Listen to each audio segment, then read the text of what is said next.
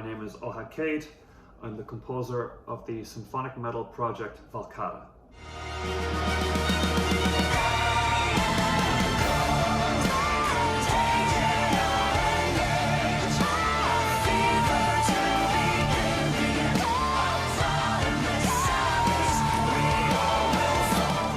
Before we continue, please like and subscribe, and let's get into this. I got a request from Eric V to give my thoughts on Diablo Swing Orchestra's latest album, and I'm more than happy to oblige.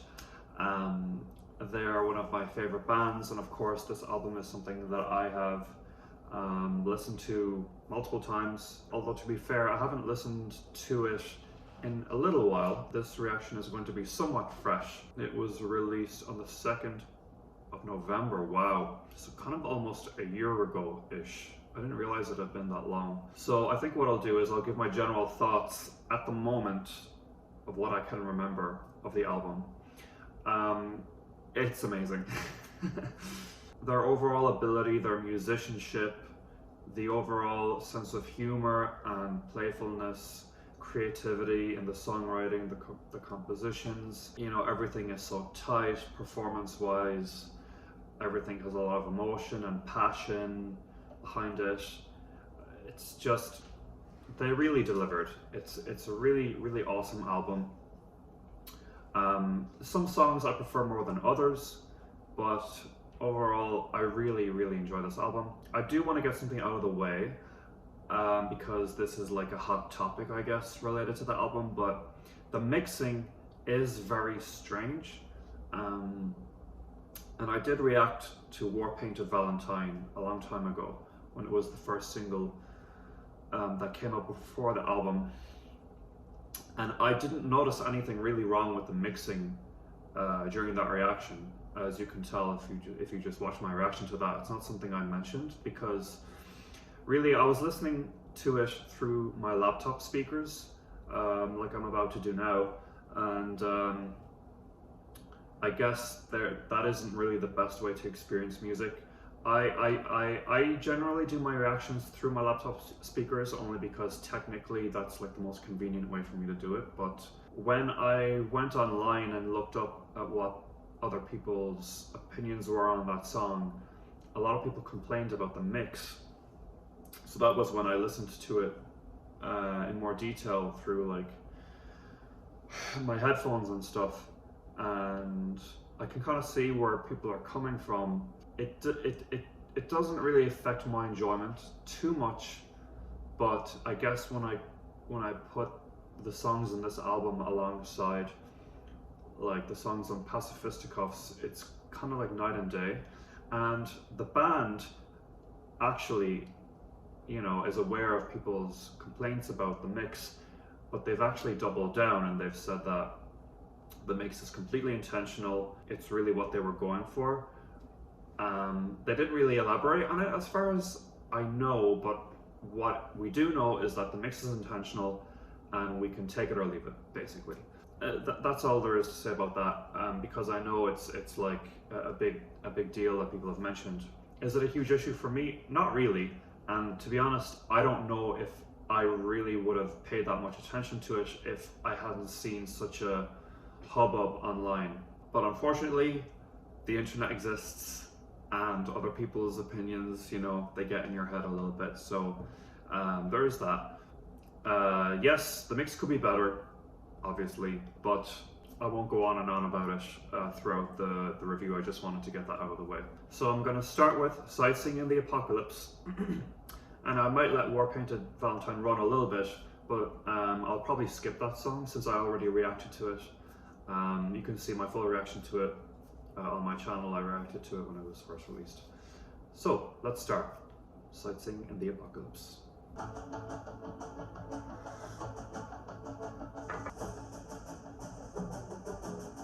I hope we close the doors but not our hearts.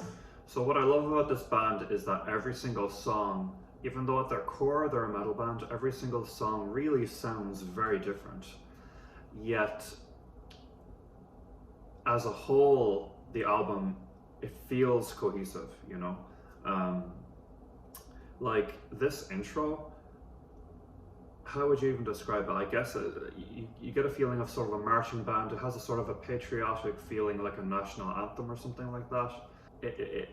There's emotion in his voice, so it creates a very unique sound where it's like, it has the sincerity of like a singer-songwriter moment, but there's a grandiose feeling to it. And then you have like a sort of 80s synth thing going on, and it's very cool. It's just a it immediately captivated me because I like the idea of, since I'm aware of their overall style, I knew that the album had a lot of chaos to come. So I like the idea of introducing sort of a heavy, chaotic album with a more mellow, emotional moment.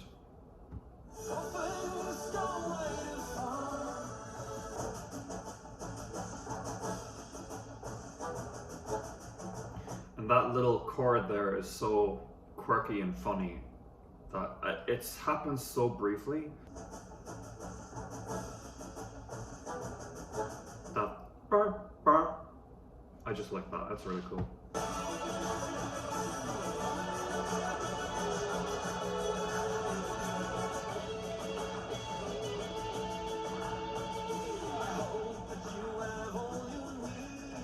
And that was a nice little climax there with the guitar solo and the strings and stuff.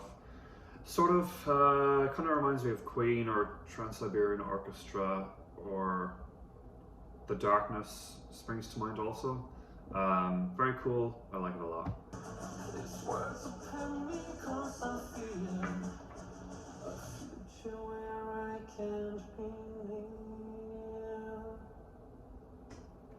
And I love how that ends. It's kind of eerie, like even before War Painted Valentine enters, there's that switch in mood where it's like, actually we're kind of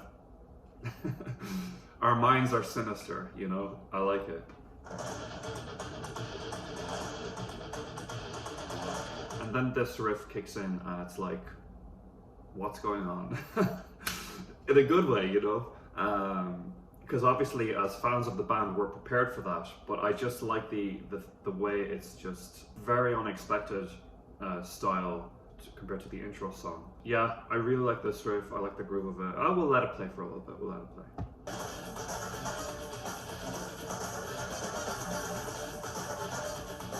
Like, and it's so catchy, you know, like what the horns, the little riffing that the horns are doing on top of the riffs. It's very musical. It's very catchy. You can really grab onto it, even though there is a sort of sinister, chaotic thing going on. It's very accessible. Strangely, it's strangely accessible.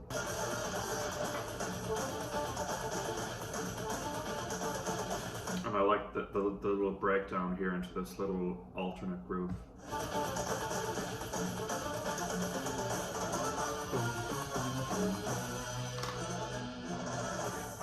Okay, so not to bring up the mix again, but during that part, like, I feel like those notes are supposed to ring out quite nicely, but I actually do notice the mixing limiting the resonance of that guitar. And listen, I'm not a mixing engineer. I probably don't know what I'm talking about, but that is something that does come to mind when you listen to that part specifically. But overall, the mix, it doesn't bother me that much. Oh yeah. So when I first listened to this song, I didn't even notice that was a chicken, because I also read comments being like, oh wow, that they put a chicken on a song, and I was like, did they? I didn't notice that was a chicken. Obviously that's cool if that's a chicken. Pretty funny, random, whatever. I just thought it was it didn't even register, just because it works so well with the rhythm, the groove. I guess I assumed subconsciously that it was some kind of other percussive element, or maybe even a sort of electronic synth or something. It's musical, it doesn't bother me, so I'm down with it.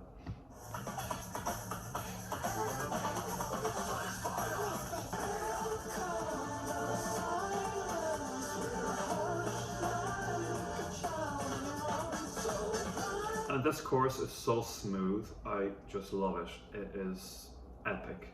I really like it. What a way to take a break from the style that's been going on previously and really set up the listener to head back into it. Like, the general idea of a chorus is to smack the listener in the face, but I feel like this chorus goes the opposite way, where it's kind of like, we're going to go into a little dream world for a second and just get ready for the next part to come. I really like it. It's beautiful. Love the melody and the chords. I'm really down for it. And I really like that in the middle of the chorus that the horns do. It's just a nice little bit of spice there.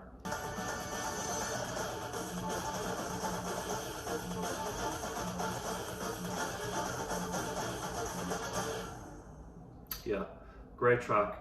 Really enjoy that one. I think at this point, after listening to it so many times, it wouldn't be my favorite song of theirs, because I think I said this in my initial review that I would have liked more melodic vocals in the verses as opposed to the rapping. But stylistically, I'm totally down for that, even if it's not my thing personally. I like that they went and tried that and experimented with it.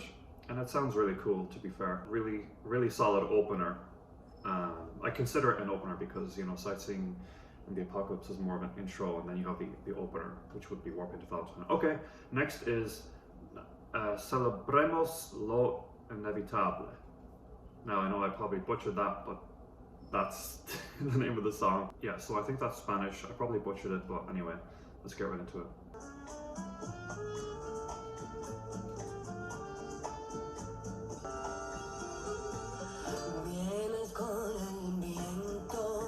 That's just gorgeous. Now, I would say that sounds to me like traditional Spanish music. I love how we go straight into this romantic, sexy almost intro after the intensity of the last track.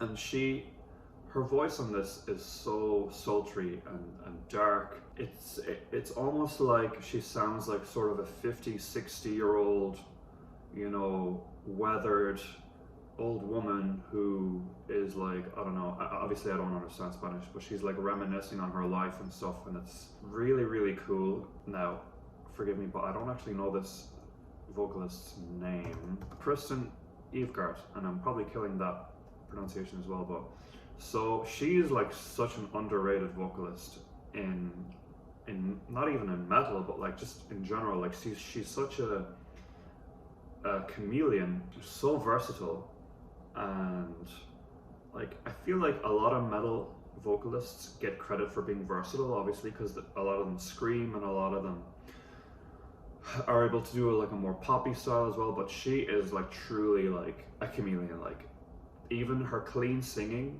from song to song, she's like unrecognizable as the same singer. Really talented, very impressive stuff.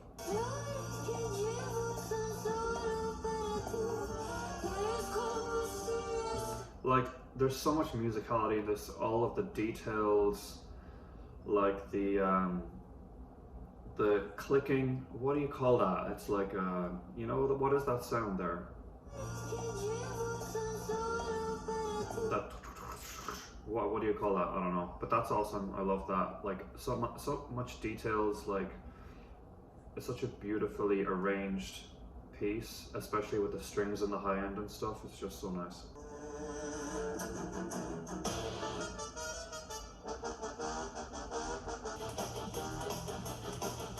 I love just that really the dark, like the cellos going ham and everything. It is a sudden change of mood, but it still fits within the song.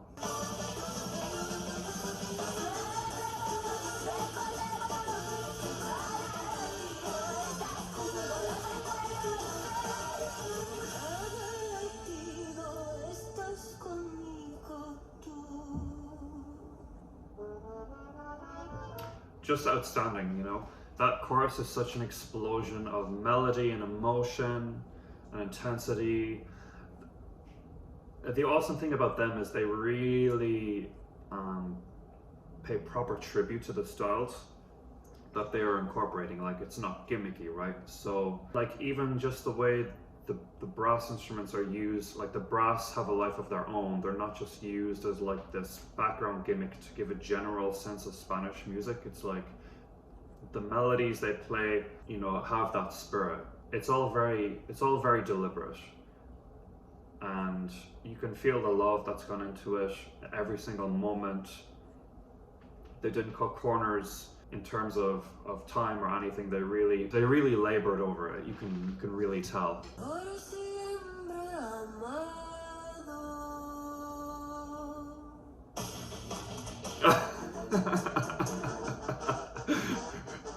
I forgot how sudden that transition was, like, because I was so hypnotized by her performance, just absolutely transfixed. And then just that heavy guitar coming in, like, it is a bit comical, but that's part of their sense of humor, you know. It's like, it's really just taking you on a journey, and I love it. They're just really amazing. But yeah, I have to really talk about her again. Like, she is just delivering the performance of a lifetime on this album. It makes me just feel really humble and very incompetent.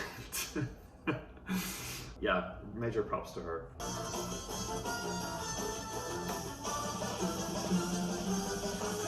Love that little build. Love the intensity, really leads you into the chorus.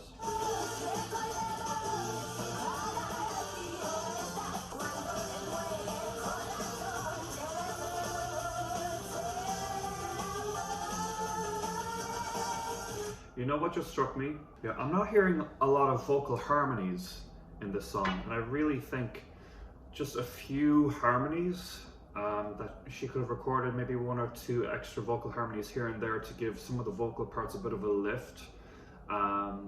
Because the chorus, as amazing as it is, maybe it's sounding a bit dry, and it could be the mixing as well. But I feel like in the chorus, maybe her vocals are double tracked, but even just a little bit of harmony or backing vocals here and there would add a little bit extra dimension that maybe isn't needed, but it's just a thought that came to mind.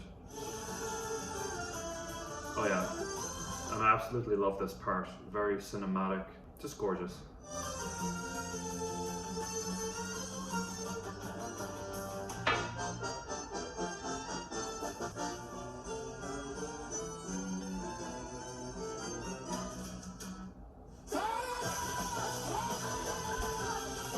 Like, the level of arrangement in that string part is just beyond me. I couldn't do that. That's really awesome. Just the dynamics and the way it's written, it's hard to explain, but it's very detailed work. Absolutely gorgeous.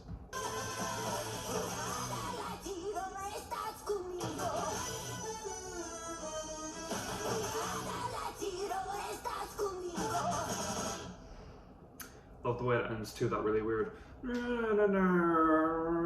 like, what even is that melody that the strings do? Really cool.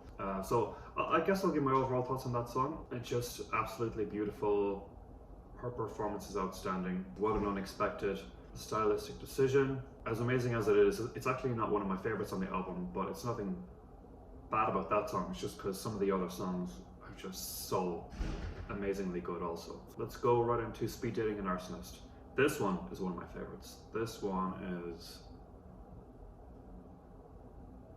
good.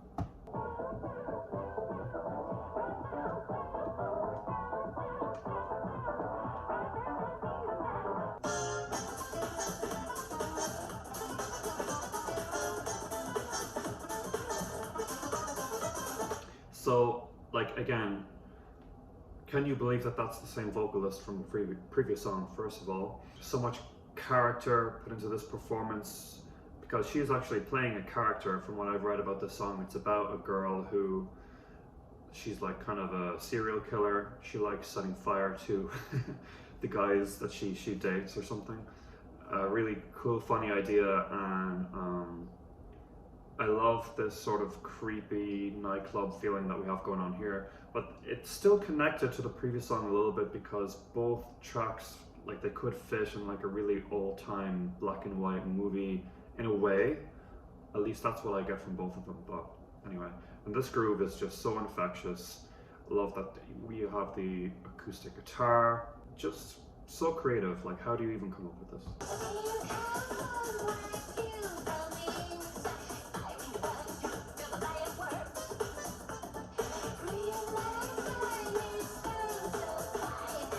Love the smoothness of the verse, but the notes are being extended a little bit, which gives the more quickfire notes in her vocal melody a bit more emphasis.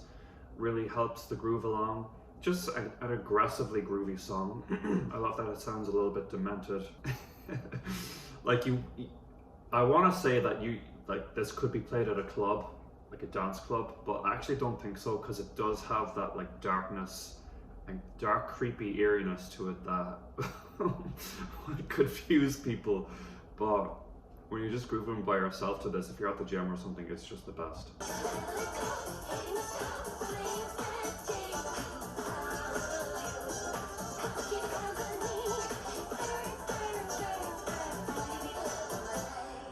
And I'm just obsessed with the chord progression in the chorus. I just love it. They're really good at like building tension, and like with their chord progressions, building tension, but also moments of like levity and release. Just really, really nice.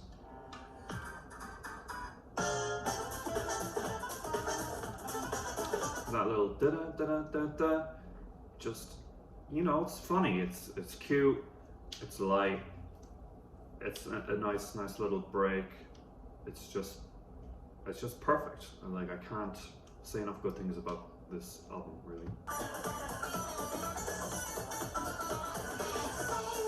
So that was, I guess, like a trumpet slash vocoder solo. It's like, all right, fair enough.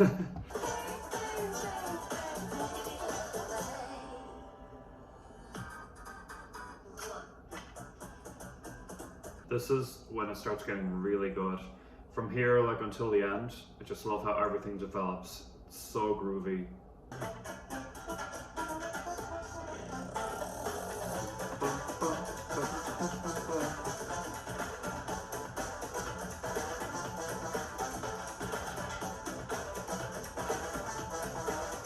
That melody is just so good, so good. I think out of all the songs, this one probably evokes the album artwork the most, I'd say, because it has a little bit of like an animated movie thing going for it as well.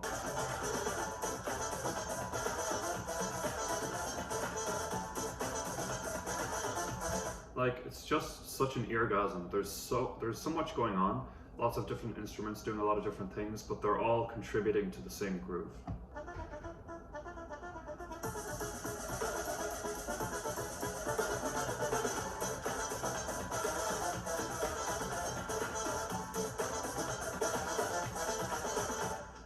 So good. Might be my favorite song on the album. It might be. Yeah, really, really, really like that one. Okay, next is Jig of the Century, another 180 in terms of style.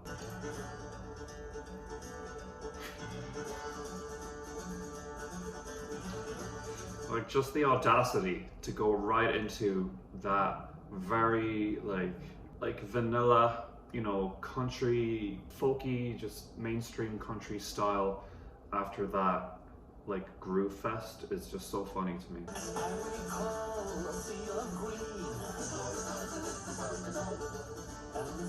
And immediately, like, they've taken it in a weird direction with the it's like, what?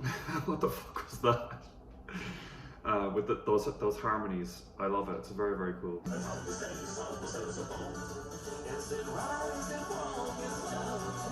It reminds me of, what's that band? Blind Guardian. A little bit of Blind Guardian in this.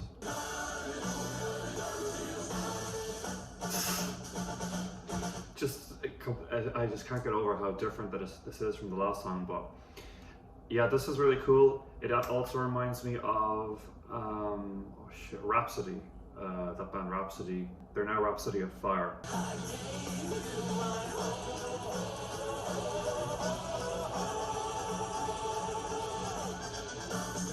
I love that build, that vocal line he does. That's so epic. And then this break into the really, really quick drum pattern is so awesome.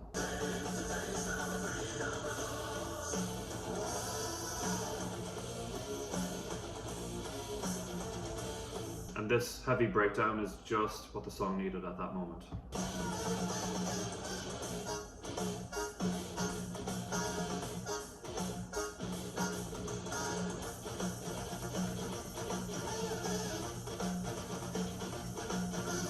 And even though there's lots of changes and stuff in this instrumental break, a lot of the rhythms are still faithful to the overall atmosphere of the song. Like this dun dun dun dun dun dun dun dun dun dun dun dun dun.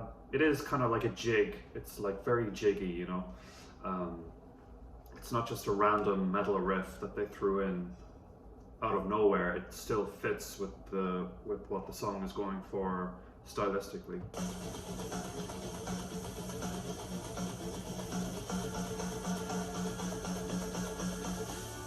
I love that part. That is just so awesome. Really nice way to end it. Just very musical. It's like this is an example of a band that has passion for music and not just content. Like they really care about making something that is like timeless, that has like a lot of just a lot of love put into it, you know? Like that little part is just so joyful, very, very cool. And the way that kind of ends on a major chord there, just very, very pleasant.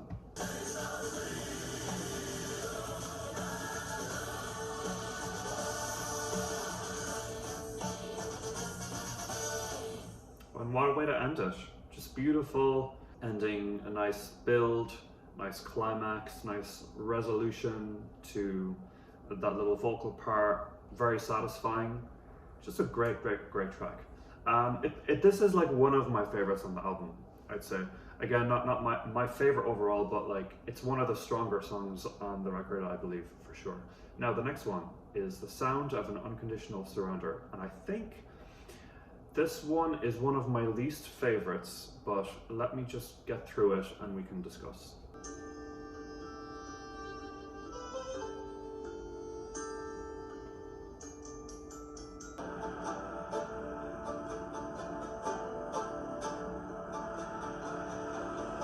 So the thing about this intro is it's so beautiful, right? It kind of has a little bit of an Eastern flair, just a beautiful melody. You can really feel like they're taking their time building up to something. And I think that's part of my issue with this track overall, and I might be proven wrong about this, but I don't think it really builds up to that much. Like it takes such a long time to get going, and then actually there's not much of a payoff, even though it's like one of the longer songs.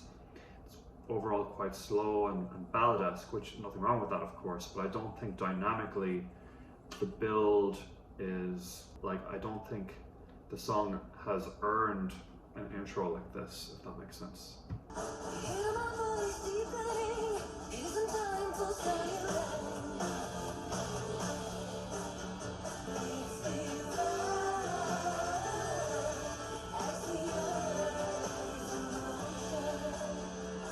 The groove in the verses is really cool, and that chorus, there is something special about it, but I don't think it's built on enough, like it's not developed enough, ever, throughout the song. Like, I like it for what it is, but there's not enough of a progression in this song for my taste, I guess, I'll put it that way.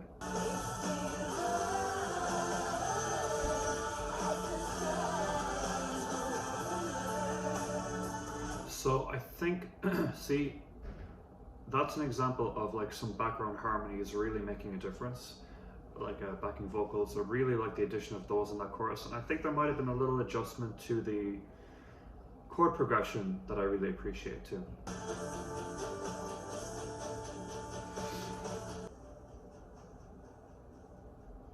Yeah, so basically I feel like they didn't really know where to take that one, because there was like a seed of a good idea there, but I feel like most of the love went into the other songs. Like after the second chorus, they only there wasn't even really a bridge. It was more like yet another version of the same chorus, slightly adjusted, but like not enough. And then they just kept repeating that. And then there was like a fade out, which I'm not a fan of fade outs. Fair enough, if you're going to use a fade out, that's fine, but just not it. Hi, sorry for the surprise interruption. So unfortunately, due to some behind the scenes issues, my previous recording of this review had to be cut short, and it's now been 2 months since I filmed that first half of the video. You know, shit happens. Anyway, I won't waste too much time in it. I'm going to try to get right back in the zone, and we'll continue on with the next track, which I believe is Malign Monologues. This is one of my favorites on the album. Let's get to it.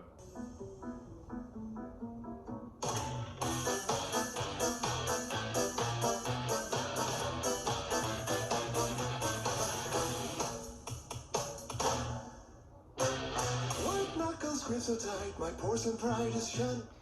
As usual, just the way everything moves is very lively. It has such life to it. A lot of that is to do with the rhythmic changes that they're using.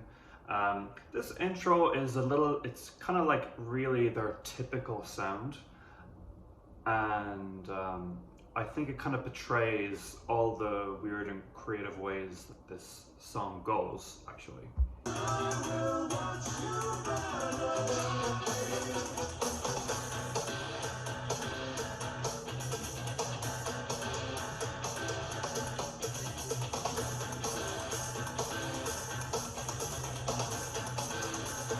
love that time signature. I'm not sure what it is. Is it 7/8? I think. Kind of hard to catch at first, but once you get used to it and keep listening, it's very satisfying.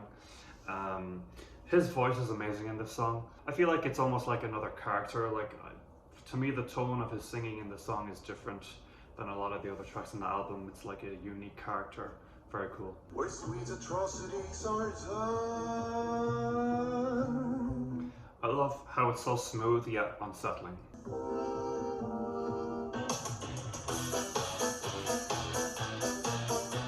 Really cool fill there.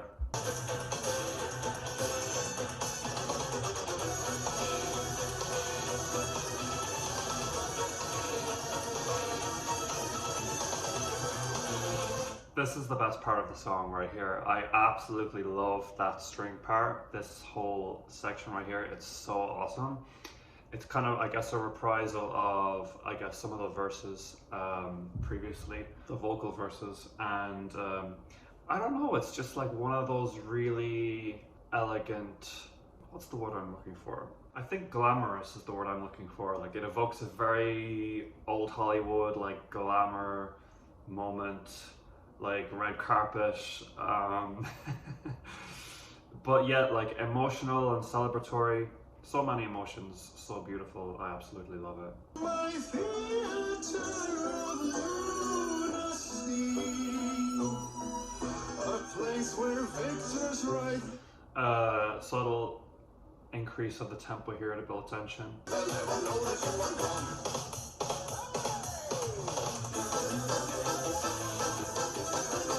And then this whole final part, it's awesome. It's I love that they ended on this. It's like a Flight of the Bumblebee type situation.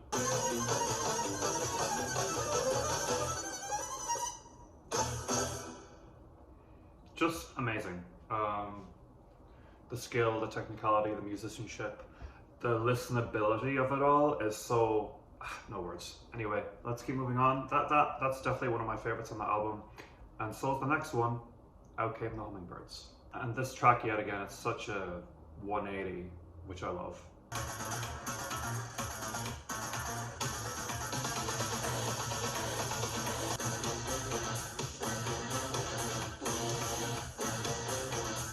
That riff goes pretty hard. I love it. And the intro is very cool. I think it reminds me of something by Crystal Castles. That's sort of a electronic pop band. Very cool. Just the influences on this album are just, countless, really.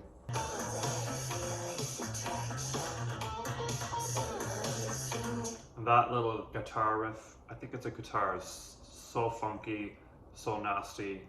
There's so much attitude in it combined with her vocals. It's just yet another example of art that's created by people who really love music and really want to explore everything that it can evoke and express.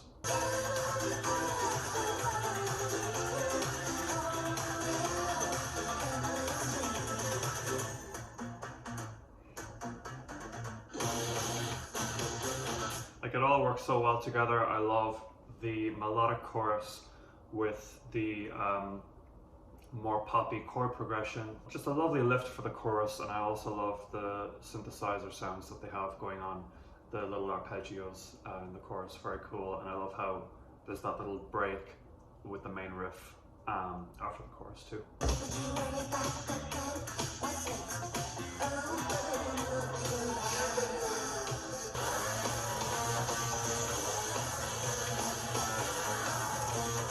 And this breakdown is really cool because it's building on the more small, subtle, funky guitar in the verses, and it's creating a whole explosion out of that. I would love to see this song live. I think it would be next level.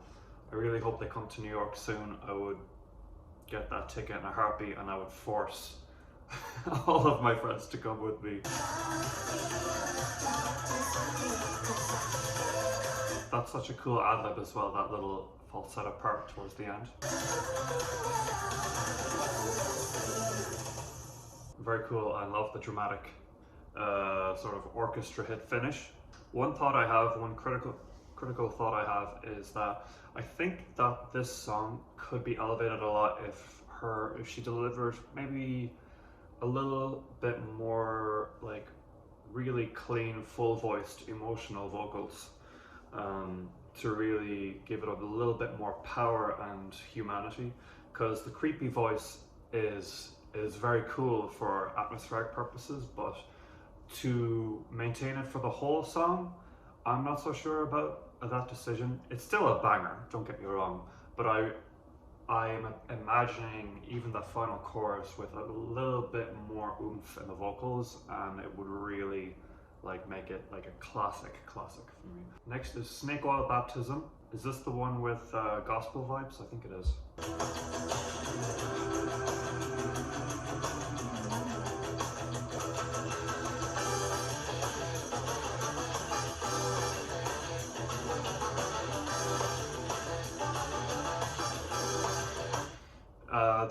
Those brass hits, I love how they're placed, makes it so funky.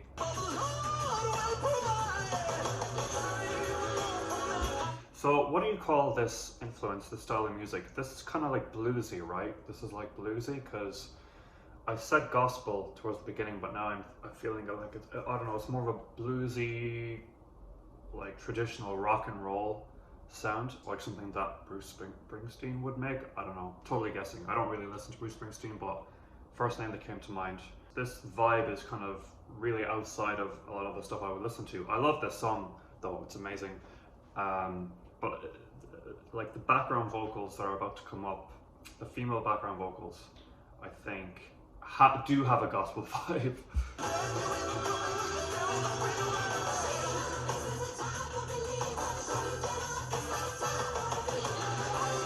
Like, that is so gospel-y, you know, and I love it.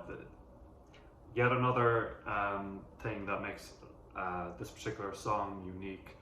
I love how every song in this album has its own identity that way.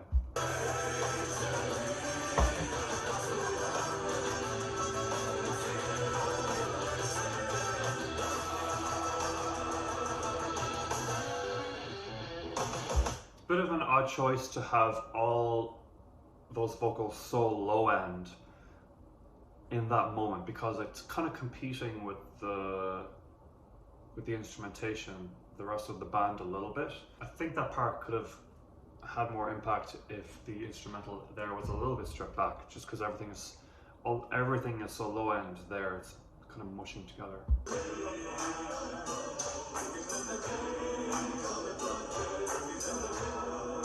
Okay, so they did do that. This is kind of what I was talking about. This part, it sounds a lot better than the previous choruses that were before it. They understood the potential for all those low-end vocals to sort of resonate by themselves, just with minimal instrumentation. Because yeah, I'm not really a fan of how the chorus is otherwise in this song, unfortunately. cool that the bass is getting to have this tense little moment. Very cool.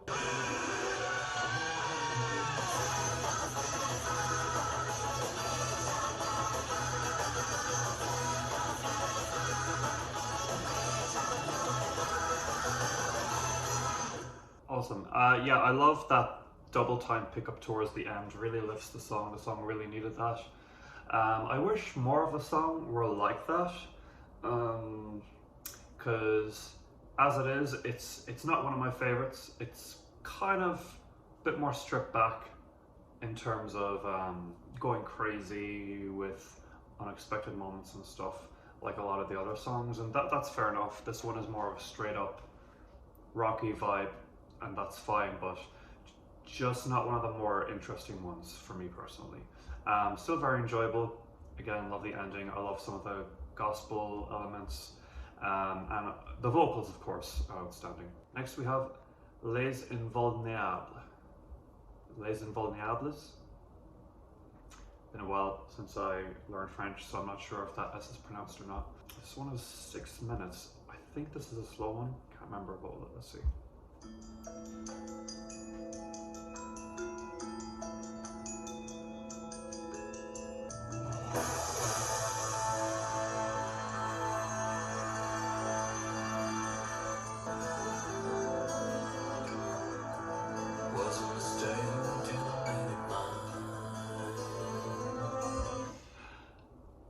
Already there's actually quite a lot going on in this song. It begun with a sort of Harry Potter spooky haunting vibe, and then it crashed into full band, full orchestra type thing, and now we're back into like a more acoustic, almost folky vibe. So there's a lot going on, but it does all work. It's very like the storytelling is very strong. I find this listening right now that I'm really paying attention to the song, it's a lot more interesting than I remember it to be. So I'm intrigued, and I have to say his vocals here, they remind me a little bit of Tuomas Holopainen's vocals. Tuomas Holopainen from Nightwish. He sang on one of their earlier records on a song called The Carpenter, and that's their tones are very similar here. It's just another example of how this guy's voice is so versatile. It sounds so different from song to song. I know I'm really belaboring that point, how there are vocal chameleons, but it continues to amaze me. It's a point that keeps entering my mind. And it's how she calms the ocean deep inside. And it's how she calms the ocean. Okay, now I'm getting Orville Peck vibes from his voice, and in turn Roy Orbison, because I think that Orville Peck sounds a lot like Roy Orbison. It's wild.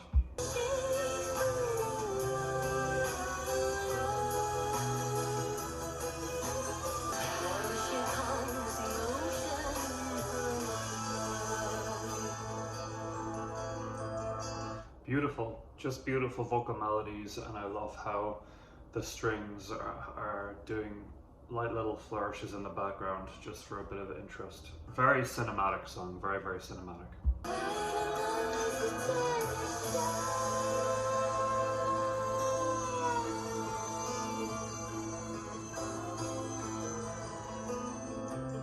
Cool moment with the strings there with that slow bend, very creepy.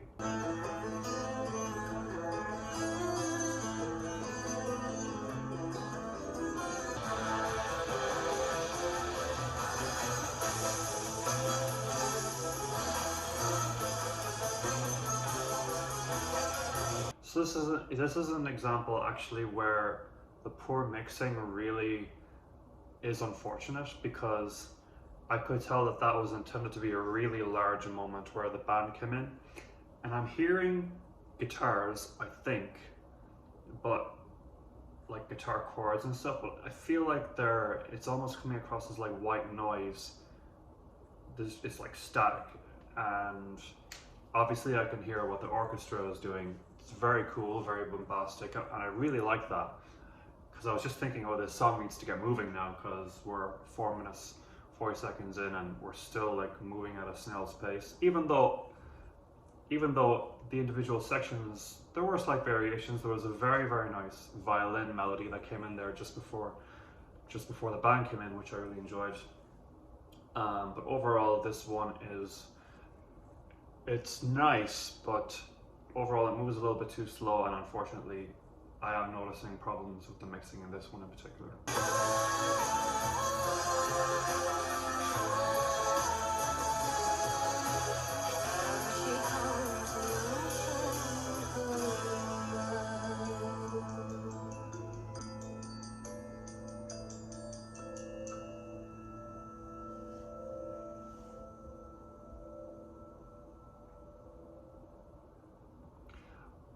I love that final chord there, just the texture of it, just with the music box and stuff. That was beautiful. Now, however, this song, in my opinion, it didn't need to be 6 minutes. It was a bit bloated. I say that because I really enjoy all of the individual elements in this song. I like this song, but I just think it could have been condensed a lot more. You probably could have removed a few of the verses in there that were more or less the same. Like, there's a lot of just, here's a beautiful melody, here's a beautiful melody, here's a beautiful melody. Yes, beautiful melodies are fun,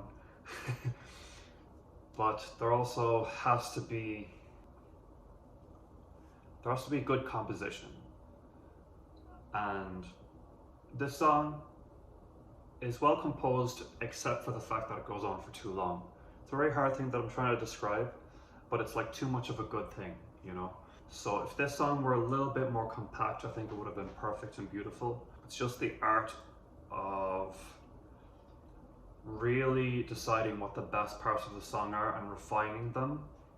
And I feel like this song was a little bit loose with just continuing the vibe and let's see where it goes, and gets a little bit boring, a little bit.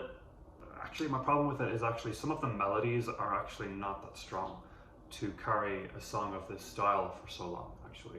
I already said that some of the melodies were beautiful. The verse melodies I think were beautiful.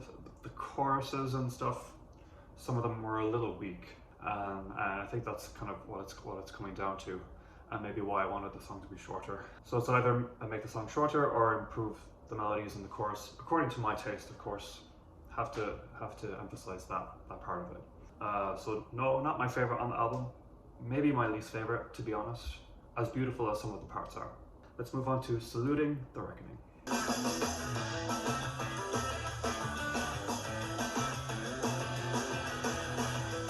Hello, Mr. Orange, how are we doing?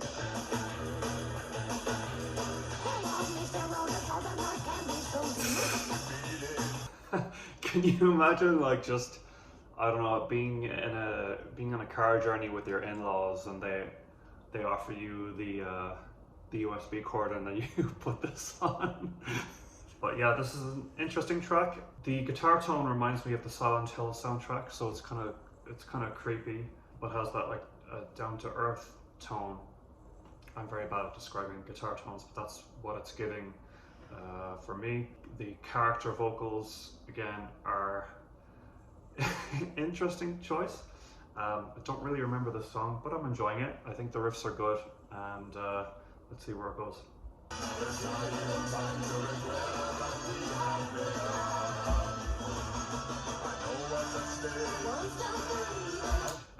Yeah, kind of Quentin Tarantino-esque, like the Kill Bill soundtrack as well. What is that genre called? It's a very specific sound, but I don't know like what it's called. I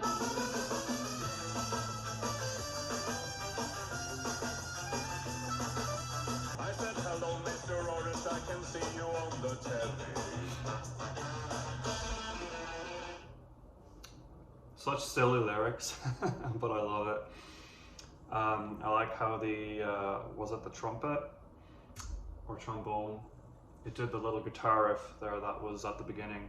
There was a trumpet solo there that was fun. But overall, I'm starting to remember now that the second half of the album isn't really, I'm not as in love with it as the first half, because a lot of these songs on the second half of the album are a little bit more jammy and straightforward. Like they would sound like a more of a slightly experimental rock group than the wild creativity that this band is really known for. Nice little harmony there on the brass.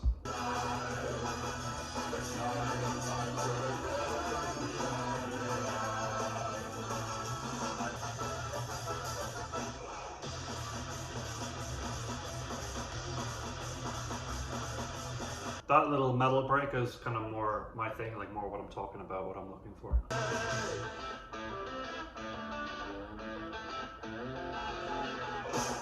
So that was a nice one.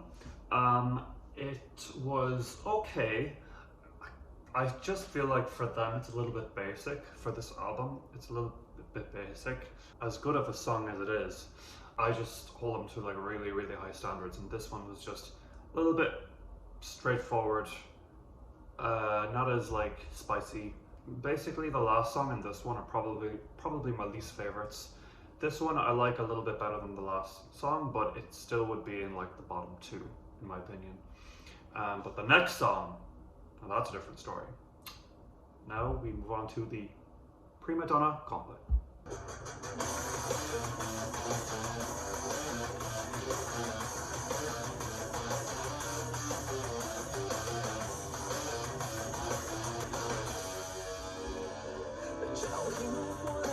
Like, what a riff.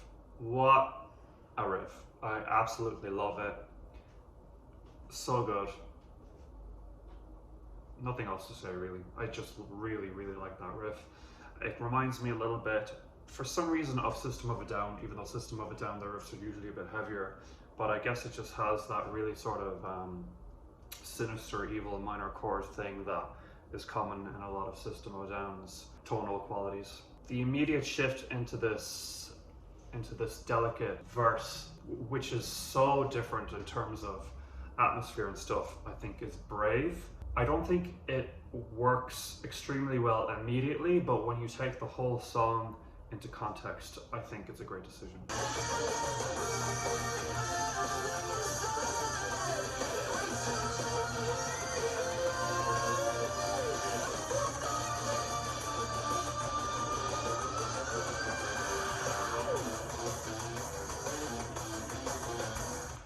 Amazing chorus, absolutely love it. His vocals are astonishing. Just the melody, the build is so beautiful, and how you kick right back into the riff afterwards is so satisfying and fun. It's just a great song. I really like this one.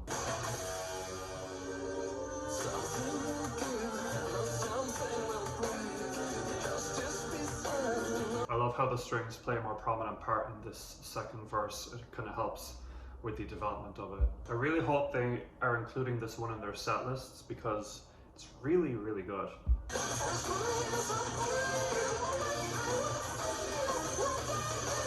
One thing I'm not super crazy about is that really distorted effect on his vocals. Odd choice. I don't see a reason to distort his beautiful tone like that, but I guess I've heard it so many times that I don't mind it, but when I'm listening really closely, that is something that I could do without.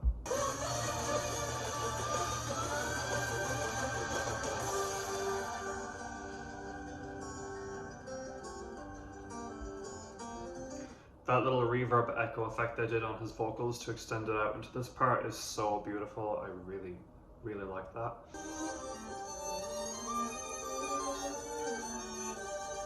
You have the riff melody and the strings there as we're building. Beautiful. It's so funny how the same melody played by a different instrument can evoke a totally different emotion. I love that they explore that.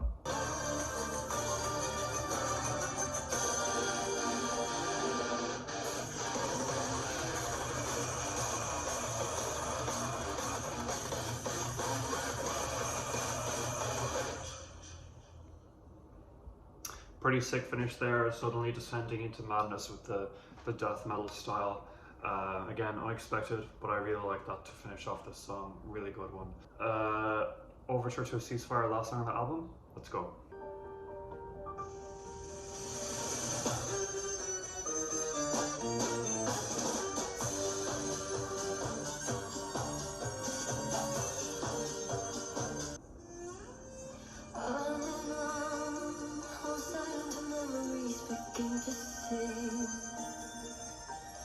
This track is really, really cool so far. Really beautiful. Nothing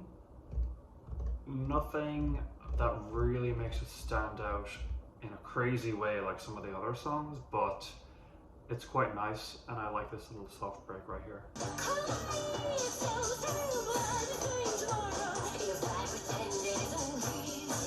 One thing I do like about the verse is that the verse melody, the vocal melody is very funky.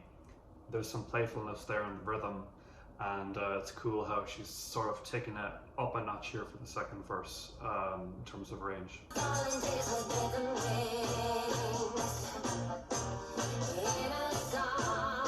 I love that. I love her full, deep resonance here and that tone she's using.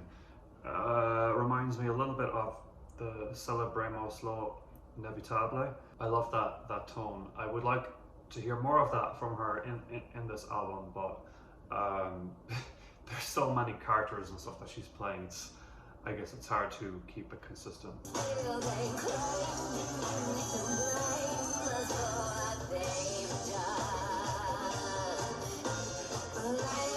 So I'm pretty quiet during the reaction to this particular song, but it's because there's something about it, that this song, that's quite special, but I can't really put my finger on it. Stylistically, there's nothing really, like instrumentally and stuff, that makes it stand out from the rest, but the composition and the songwriting is really strong, and I sort of question the placement of this one on this album. I think a song like this would really do well even somewhere towards the beginning, maybe like second song or third song, or somewhere in the middle as a break in between two crazier tracks, because it's really beautiful.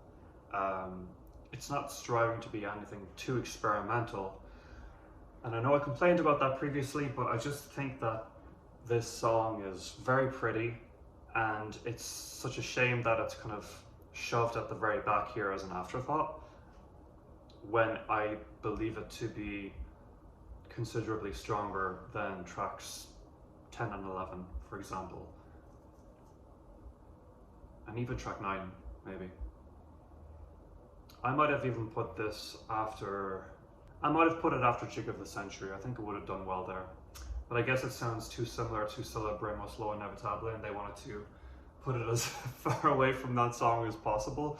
But honestly, Celebremos Lo Inevitable would do well as an album closer, in my opinion, because it's so much, and it's so like climactic and stuff, that could have been a good option. But I see why they ordered the track list the way that they did, but I still would have loved this one to be pushed up just a little bit to do it a little bit more justice.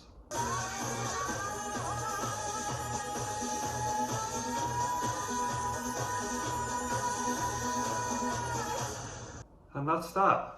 Yeah, and I still, even after hearing the end of that song there, I still feel like it's not the appropriate closer, because it still feels like you're wanting more after that. It was climactic, but only climactic in the context of this particular song. So yeah, strong, very strong. Okay, so hard to kind of summarize my thoughts on this album, since I did the first half of the review 2 months ago, but I've heard the album a good few times now, so I have a good sense of what I think of it, and obviously I love it. If I had to rate it, I'd give it like 8.5 or 8 out of 10.